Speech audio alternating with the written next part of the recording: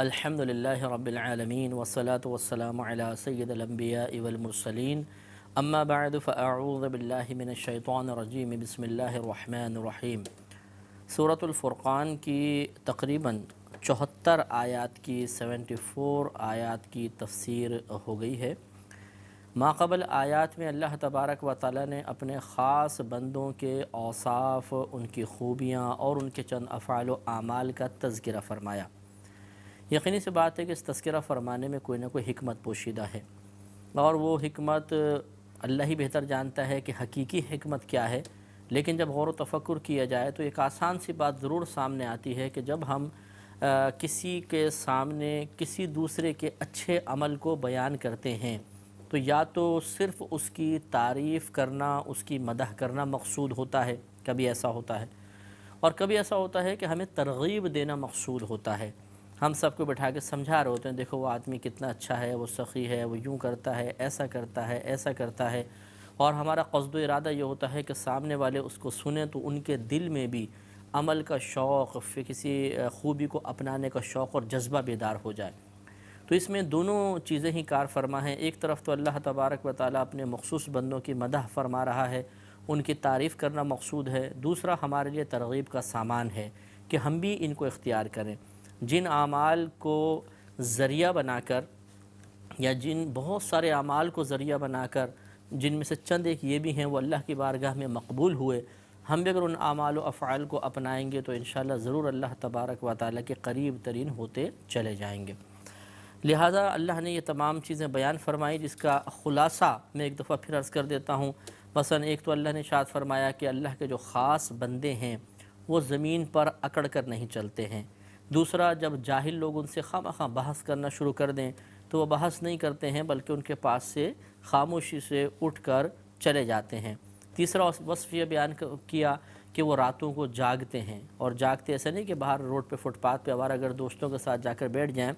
بلکہ وہ رات میں سجدہ کرتے ہیں، قیام کرتے ہیں، گویا کہ عبادت میں رات کو گزارنے کی کوشش کرتے ہیں،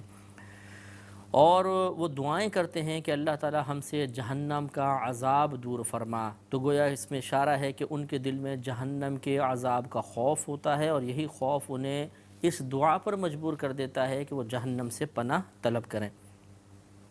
اور مزید ان کے وصف یہ بیان فرمایا کہ وہ اللہ کی راہ میں اس انداز سے خرچ کرتے ہیں کہ راہ اعتدال کو اپنے اختیار میں رکھتے ہیں، یا راہ اعتدال کا انتخاب کرتے ہیں۔ نہ بہت زیادہ خرچ کرتے ہیں کہ ہاتھ میں کچھ نہ رہے، نہ ایسا خرچ کرتے ہیں کہ جہاں خرچ کرنا چاہیے وہاں سے بھی روک لیں، بلکہ راہ اعتدال میں وہ خرچ کرتے ہیں۔ مزید وصف بیان فرمایا کہ وہ لوگ اللہ تعالیٰ کے علاوہ کسی اور کی عبادت نہیں کرتے ہیں، کسی کو ناحق قتل نہیں کرتے ہیں، وہ زنا وغیرہ نہیں کرتے ہیں۔ اور ہم نے اس کی تفسیر میں آپ کو بتایا کہ زنا صرف شرمگاہ کا ہی نہیں ہوتا بلکہ آنکھوں کا، کانوں کا، زبان کا، جن سے یہ گناہ ہوتے ہیں، یعنی ان سے جو گناہ ہوتے ہیں انہیں ان کا زنا قرار دیا گیا ہے حدیث کریمہ میں۔ تو گویا کہ اللہ کے مخصوص بندے ان تمام کاموں سے بچتے ہیں۔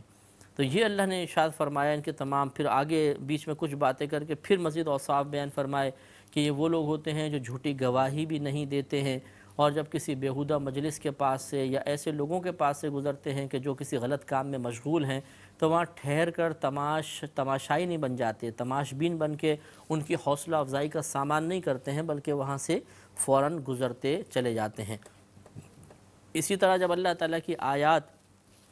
ان کے سامنے بیان کی جاتی ہیں تو ایسا نہیں کہ بے پرواہی کے ساتھ سنیں یا توجہ نہ کریں، بلکہ بہت غور سے سنتے ہیں، اور سننے کے بعد ان کی روشنی میں حق کو دیکھتے ہیں اور نصیحت وغیرہ قبول کرتے ہیں۔ اور ان کا یہ بھی وصف بیان کیا کہ اگر وہ دنیاوی نعمت کے بارے میں دعا کرتے ہیں تو اس میں بھی اخروی فائدہ ہی پیش نظر ہوتا ہے، اور جس کام کا اپنے آپ کو مستحق سمجھتے ہیں پھر اس کے لیے دعا بھی کر دیا کرتے ہیں۔ تو یہ تمام اوصاف ہیں جن کو ہم نے تفصیل کے ساتھ بیان کیا۔ ہمیں بھی غور کرنا چاہیے کہ ان میں سے کون سا وصف ہماری ذات میں موجود ہے، اور ہماری ذات ان میں سے کن اوصاف سے محروم ہے۔ جو ذات میں اچھائیاں موجود ہیں ان کو برقرار رکھنے کے لیے ہمیں کوشش کرنی چاہیے، اور جن اوصاف اور خوبیوں سے محروم ہیں انہیں اختیار کرنے کے لیے عمل کرنا چاہیے۔ جب ہم یہ کام کرنے میں کامیاب ہو جائیں گے تو جو انعام اللہ نے ان کو عطا فرمایا انشاءاللہ اس میں سے ہمیں بھی حصہ عطا کیا جائے گا۔ اس میں سے مطلب یہ نہیں کہ توڑ کر ہمیں دے دیا جائے گا، بلکہ اس کی مثل ہمیں بھی انشاءاللہ عطا کیا جائے گا۔ لہٰذا اگلی آیات میں اللہ تبارک و تعالی نے ان اپنے مخصوص بندوں کے انعامات کا تذکرہ فرمایا۔ ارشاد ہوتا ہے کہ اولئک، یہ وہ لوگ ہیں یجزون الغرفۃ، کہ جنہیں غرفہ کا بدلہ دیا جائے گا۔ غرفہ کا مطلب ہوتا ہے بالا خانہ، جیسے غرفتن عربی میں کمرے کو کہتے ہیں، مراد اوپر کمرہ ہے جو ان کو بالا خانہ دیا جائے گا، بما صبروا، اس کے بدلے میں جو انہوں نے صبر کیا۔ وَيُلَقَّوْنَ فِيهَا تَحِيَّةً وَسَلَامًا، اور وہاں پر یہ تحیت اور سلام کے ساتھ ان کی پیشوائی ہوگی، یعنی ان سے ملاقات کی جائے گی، ان کا استقبال کیا جائے گا۔ تو اس میں یہ بات بڑی توجہ طلب ہے کہ اولئک یجزون الغرفۃ بما صبروا، یہ جو ان کو اخروی انعام، بڑے بڑے بالا خانے اور محلات دیے جائیں گے، اس وجہ سے کہ انہوں نے دنیا میں صبر کیا تھا۔ صبر کا لغوی معنی ہوتا ہے کہ اپنے آپ کو روکنا، بچانا۔ تو بعض اوقات ایسا ہوتا ہے کہ نفس کی مرضی کے خلاف کوئی کام ہوتا ہے تو نفس شکوہ کرتا ہے، شکایت کرتا ہے، یا انتقام کی درخواست کرتا ہے، انتقام کے لیے ہمیں اکساتا ہے۔ تو اپنے آپ کو انتقام سے روک لینا، اپنے آپ کو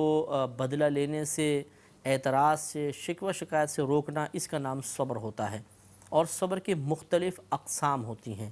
ایک ہوتا ہے آنے والی مصیبت پر صبر، اللہ کی طرف سے کوئی مصیبت آ گئی، ناگہانی آفت آ گئی، اس پر صبر کا مطلب یہ ہوگا کہ ہم کچھ اللہ کی بارگاہ میں شکوہ شکایت نہ کریں، زبان اعتراض دراز نہ کریں، ہمارے دل میں ناپسندیدگی پیدا ہونا تو ایک فطری بات ہے، اس کو استقامت نہ دیں، فوراً جھٹک دیں کہ نہیں، جیسا اللہ ہمیں رکھے ہم اس کی رضا پر راضی ہیں۔ اگر ہم یہ کرنے میں کامیاب ہو جاتے ہیں تو گویا آنے والی مصیبتوں پہ ہم نے صبر کر لیا۔ دوسرے صبر کی قسم ہوتی ہے گناہوں کے پرہیز پر صبر، کیونکہ نفس چاہتا ہے گناہوں اور گناہ کے ذریعے اس کے لیے لذت کا سامان ہو۔ جب آپ اس کو گناہوں سے روکیں گے تو گویا کہ آپ نے نفس کی مرضی کے خلاف کام کیا، تو پھر یہ سیخ پا ہو جاتا ہے، بے چینی اور اضطراب اور بے قراری پیدا کرتا ہے۔ یہ وجہ ہے جو گناہ گار ہے، اگر وہ کسی گناہ سے اپنے آپ کو روکنے کی کوشش کرے تو وہ خود آپ کو یہ کہتا ہوا نظر آئے گا کہ میں بہت ہی بے چینی محسوس کر رہا ہوں، میرے لیے گناہ سے بچنا بڑا مشکل ہو رہا ہے، اور اندر سے مجھے ایسا لگتا ہے کہ مجھے کھینچ رہا ہے اس گناہ کی طرف۔ تو یہ اصل میں وہ نفس ہے جس کو ہم نے گناہ کر کر کے لذتوں کا اتنا عادی بنا دیا ہوتا ہے کہ اب جب ہم اس لذت سے اس کو روکنے کی کوشش کرتے ہیں تو یہ اپنی پوری قوت کو صرف کر دیتا ہے، جس کو ہم بے قراری، بے چینی، اضطراب، بے سکونی یا ٹینشن کا نام دیتے ہیں۔ اصل میں یہ نفس کر رہا ہوتا ہے۔ تو گناہوں سے پرہیز جب ہم کرنا شروع کرتے ہیں تو گویا کہ ہم نے نفس کی مرضی کے خلاف کام کیا، اور خلاف مرضی نفس پر جب نفس سیخ پا ہو کر ہمیں ابھارتا ہے کہ ہم یہ کام کریں، تو اب اس کو اگر ہم روکیں گے گناہ سے، اس کو شکوہ شکایت سے روکیں گے، کیونکہ معاذ اللہ جب آپ گناہ سے اپنے آپ کو روکنے کی کوشش کریں گے تو محسوس آپ یہ کریں گے کہ نہ چاہتے ہوئے بھی بعض اوقات باطن سے اس قسم کی آواز آتی ہے، ایک دم خیال ذہن میں آتا ہے کہ کیوں شریعت نے اتنی پابندی رکھی، کیوں یہاں یہ مت دیکھو، یہاں مت جاؤ، یہ نہ بولو، یہ نہ پیو، یہ نہ کھاؤ، کیوں ایسا ہوا؟ یہ آپ نہیں کر رہے، یہ آپ کے نہ چاہتے ہوئے نفس آپ کو بہکا رہا ہے، یا شیطان آپ کے کان میں ڈالتا ہے اور ایک شکوہ بیدار کرنے کی کوشش کرتا ہے احکام شرعیہ سے متعلق، تاکہ ہم اللہ تعالیٰ کے ان احکام کے خلاف علم بغاوت اٹھائیں یا زبان اعتراض دراز کریں، کیونکہ جب ہم کیوں کہتے ہیں اللہ کے کسی حکم پر تو اس کا پھر انجام کفر ہی ہوتا ہے۔ یہ میں نہیں کہہ رہا ہوں کہ دل میں خیال پیدا ہوا کہ کیوں ایسا ہوا تو ہم فوراً کافر ہو جائیں گے، ایسا نہیں ہوتا، لیکن ایک وقت ایسا آتا ہے کہ پھر انسان ان افعال و اعمال کو اپنے لیے یعنی ان احکام کو اپنے لیے ایک بہت بڑی پابندی اور ایک قید محسوس کرنے لگ جاتا ہے، اور پھر وہ ایک دم باغی ہو جاتا ہے کہ یہ کیا ہے، یہ نہ کرو، وہ نہ کرو، ہم بس آزادی کے ساتھ کریں گے، ہم نہیں مانتے ان چیزوں کو معاذ اللہ۔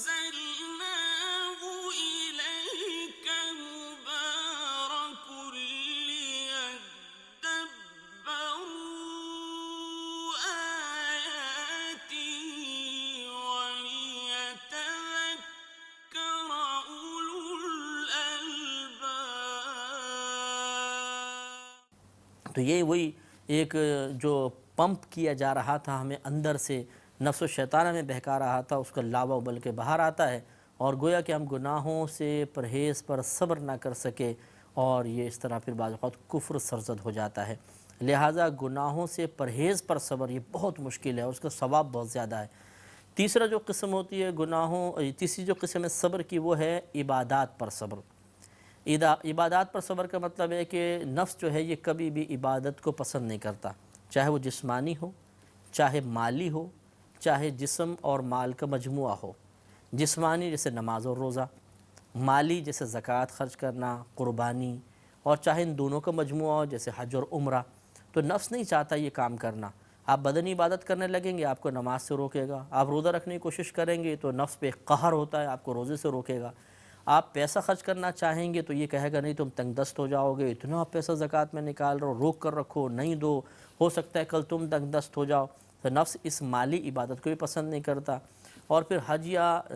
عمرہ جو ہے اس میں روکتا ہے، 1 لاکھ، پتہ نہیں آج کل تو شاید 1 لاکھ اور پتہ نہیں 83-80 ہزار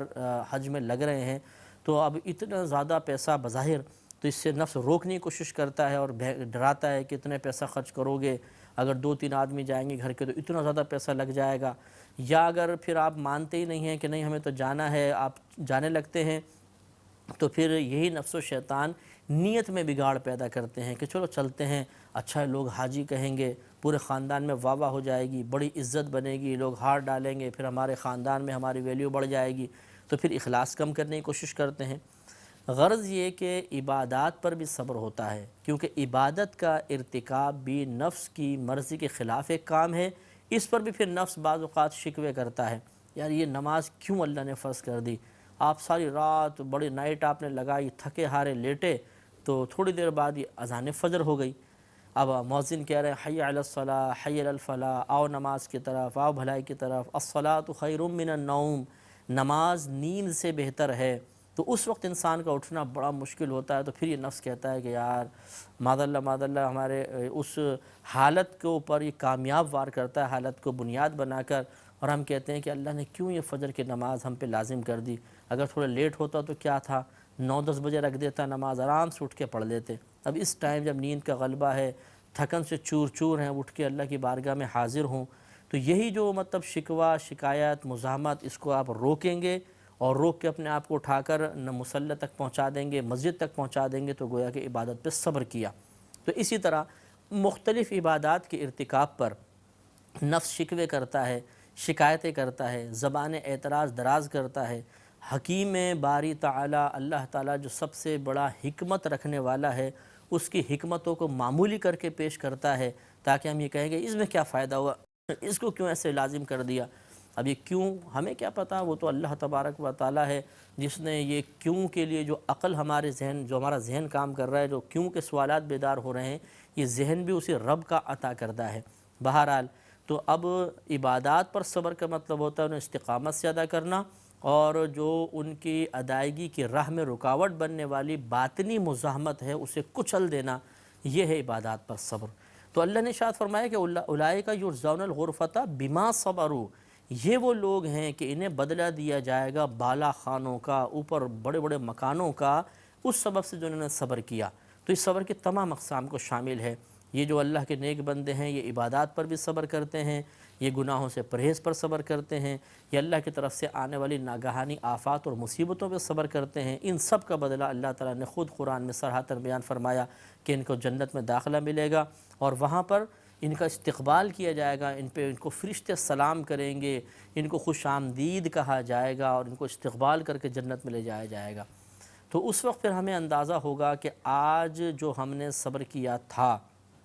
یقیناً اس کی تکلیف بہت زیادہ ہے۔ آج گناہ سے بچنا بہت مشکل ہے، نیکیوں پہ استقامت، عبادات پہ استقامت بہت مشکل ہے، آنے والی مصیبتوں پر صبر و تحمل کرنا بہت مشکل کام ہے، لیکن جب اس کا انعام اگر ہم دیکھیں تو بہت ہی بڑا ہے۔ تو اس لیے کسی بزرگ کا یہ مقولہ بڑا پیارا ہے، وہ ارشاد فرماتے ہیں کہ کبھی کسی گناہ کی لذت کی وجہ سے گناہ مت کرنا، اس لیے کہ لذت ختم ہو جائے گی، لیکن گناہ تمہارے نام اعمال میں باقی رہے گا۔ اور کسی نیکی کی مشقت کی بنا پر نیکی کو چھوڑنا نہیں، اس لیے کہ مشقت ختم ہو جائے گی لیکن وہ نیکی تمہارے نام اعمال میں باقی رہے گی۔ اس لیے ہمیں بھی غور کرنا چاہیے کہ آج اپنے آپ کو آزادانہ اگر ہم زندگی گزارنے کا عادی بنا دیں گے، احکام شرعیہ کو ہم معمولی سمجھ کر چھوڑیں گے اور ہم ہر چیزوں سے مزہ حاصل کرنے کی کوشش کریں گے، چاہے شریعت نے ہمیں اس کی اجازت دی ہو یا نہ دی ہو، تو پھر ہو سکتا ہے کہ ہم ان انعامات سے محروم رہ جائیں۔ اور اس وقت جس وقت یہ انعامات مل رہے ہوں گے، اس وقت یہ زندگی کے جو سال ہیں 20 سال، 25، 30، 50، 60 سال، یہ بالکل معمولی نظر آئیں گے، بالکل معمولی۔ جیسے آج آپ غور کر لیں، میں اکثر یہ عرض کرتا ہوں، کسی کی عمر 30 سال ہے، 40 سال، 50 سال، 60 سال، آپ سابقہ زندگی کو آپ دیکھیے، اگر آپ ابھی 60 سال ہیں تو آپ کی زندگی کے سابقہ جو 60 سال ہیں وہ آپ کو بہت چھوٹے سے نظر آئیں گے، اگرچہ طوالت بہت زیادہ ہے، لیکن ابھی جب آپ سوچیں گے تو 60 سال زندگی کا خلاصہ نکال کے آپ بتا سکتے ہیں۔ ایسا تو نہیں کہ ایک ایک دن کی مکمل کیفیات آپ کو یاد ہوں، اس دن کی پوری تکلیفات، پوری خوشیوں کے جو لمحات تھے، ان کے جو اثرات آپ کی طبیعت پر مرتب ہوئے تھے، وہ کیفیت آج بھی آپ تازہ کرنے میں کامیاب ہو جائیں، نہیں، بھول جاتا ہے انسان سب کچھ۔ تو 60 سال کا عرصہ گزر گیا تو اس کے تمام چیزیں بھی تقریباً انسان بھول جاتا ہے۔ ایسے جب میدان معاشر میں پہنچیں گے سب کچھ ختم ہو جائے گا، بالکل معمولی سا لگے گا۔ تو جو اور حقیقتاً ہے بھی معمولی سا، کیونکہ آخرت تو ہمیشہ کی ہے، اس کے مقابلے میں زندگی بہت تھوڑی سی ہے۔ تو اس لیے آج اگر ہم صبر کر لیں گے، آج عبادات پر استقامت حاصل کر لیں، آج گناہوں سے پرہیز پر صبر حاصل کر لیں، آج آنے والی ناگہانی آفات پر صبر حاصل کر لیں گے تو کل انشاءاللہ راحت ہی راحت ہے۔ اور آج اگر ہم نے وقتی مزوں کو دیکھ کر اور بڑے بڑے انعامات کو فراموش کر دیا تو یہ بہت ہی بڑی نادانی کی بات ہے۔ بالکل اس کو یوں سمجھ لیجئے کہ جیسے ایک سونے کی ڈلی ہو جس پہ کچھ مٹی پڑی ہو، وہ رکھ دی جائے ایک پلڑے میں، اور دوسرے میں ایک شیشہ ہو جو خوب چمکا کر آپ رکھ دیا جائے، جو وہ لائٹیں مار رہا ہو، چمک رہا ہو، مثلا ایک ڈیکوریشن پیس ہے، بہت زبردست خوبصورت ہے، اور آپ سے کہا جائے ان میں سے جو آپ اختیار کرنا چاہیں کر لیں،